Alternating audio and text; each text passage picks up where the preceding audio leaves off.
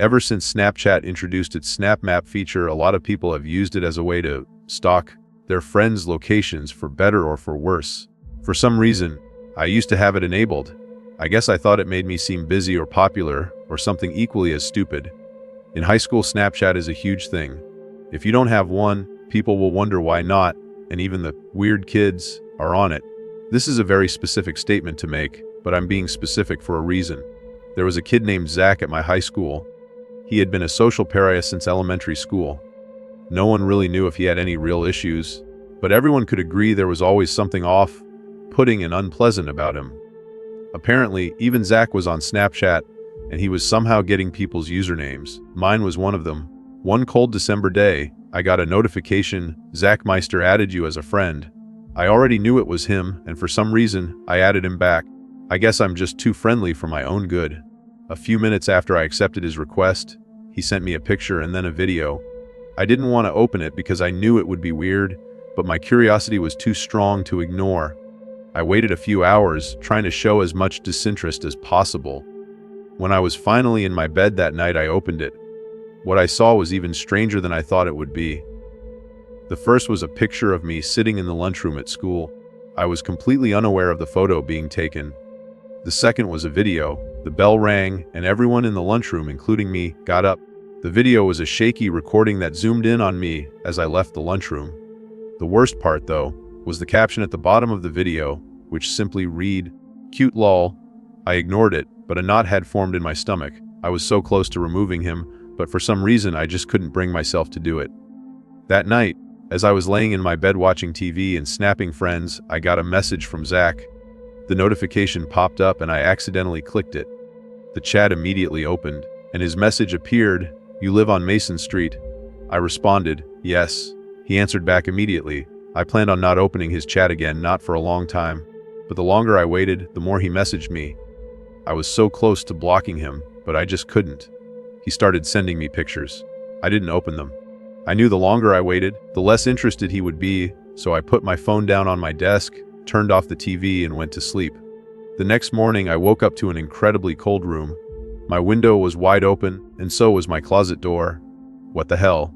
I mumbled to myself. I didn't remember opening either of them, but the room was absolutely freezing. I saw a bunch of new notifications from Zach on my phone, and then it sank in. Could this have been him? I opened Snapchat in a hurry and opened the snaps from Zach. It started with a picture of a sidewalk last night, then a picture of my house, then a picture of my bedroom window, then a picture of me taken through the window, and then a picture of Zach standing inside my room. That was the last picture. Then I saw his messages. Answer. Why do you take so long to answer? I'm gonna come visit you, lol. You have your Snapmap on too?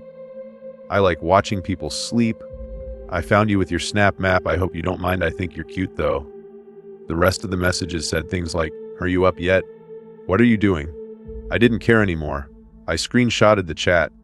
Unfortunately, I didn't think to screenshot the pictures in time before they were gone. I blocked Zach's Snapchat account and woke up my parents, who were in utter disbelief. My dad mostly handled it, trying to contact the police. The police had to do some investigating, which got the school involved as well. Apparently, Zach lived with his single, alcoholic father, which kind of explained a lot.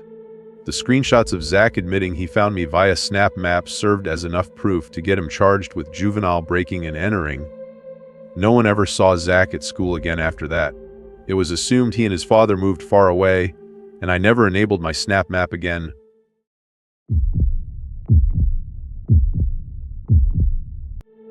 I've been using Snapchat for a little over a year, just as a way to share cool or funny things that are going on in my life. You know how in high school there is always that one weird kid who acts like a psycho? The one who would do things like prank someone by putting a dead rat in their locker. That kid at my school was named Alex. He had done a lot of questionable things and had been suspended multiple times. He had brown hair that was always in a bowl cut and really pale skin like a vampire. One day, I was playing a video game when I got a notification on my phone. It was from Alex.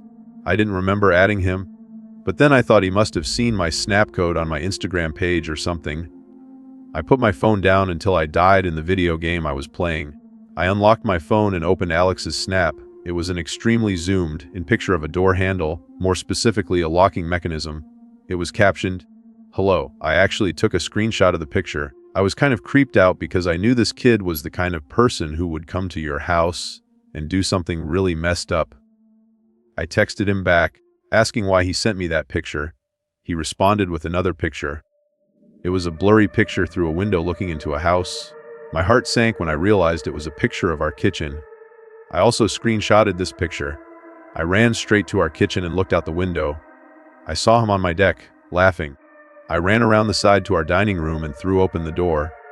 He was still standing there, but he was holding his hand behind his back. I told him to get off our deck, but he slowly removed his hand from behind his back. He was holding a knife. I slammed the door shut and locked it. I yelled through the door that if he didn't leave, I would call 911. He smiled at me and slowly walked off our deck. I ran to make sure all the exterior doors were shut and locked. I don't know what he would have done if I hadn't slammed the door shut, but I hope I never have to find out.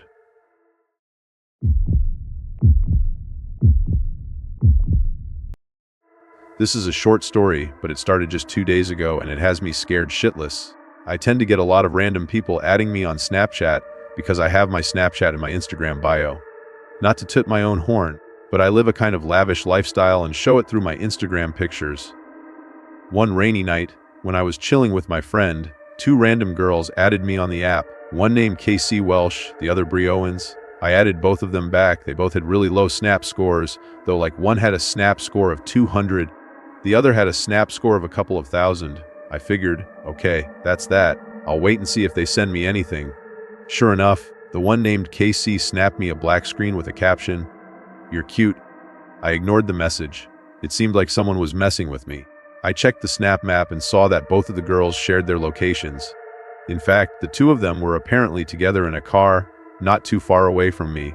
Anyway, I had to go home. The weather outside was getting worse, and it was getting late.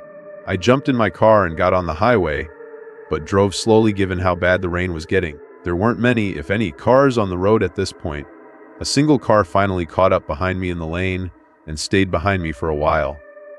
I got off the highway at my town's exit, as did the car behind me. This was not particularly weird. I took the left turn off the main road down the street towards my house, and so did the car behind me. Now it was slightly questionable. I pulled up into my driveway and turned off my car. The car that was behind me slowed down once it passed my driveway, then came to a halt. My heart started pumping to the point where I could feel it in my chest. I took my phone, opened Snapchat, and checked the map. Those 2 girls said they were right next to me on the map, right on top of my house. I shut my phone screen and felt like I was about to throw up. My dad was home, so if I could make it to the door and ring the bell a million times, maybe I'd be good, but no, it was too risky. Instead, I called the house phone. Thankfully, my dad picked up right away. I yelled into the phone, begging him to come outside. I saw the car in the street reversing to come closer to the driveway. At the same time, the front door opened, and my dad came outside, looking at the car on the street. The car drove off, and only then did I run through the rain to the house.